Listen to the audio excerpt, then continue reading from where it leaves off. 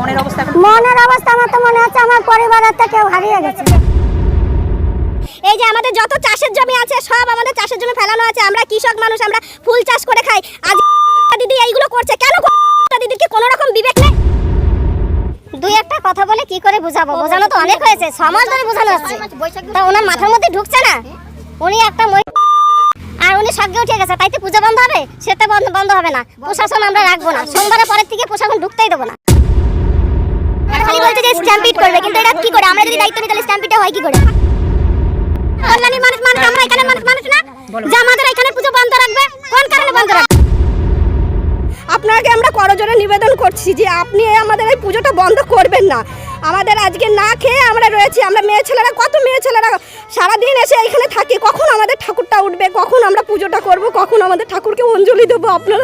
আপনি দয়া করে এই অনুরোধটা রাখুন আমাদের।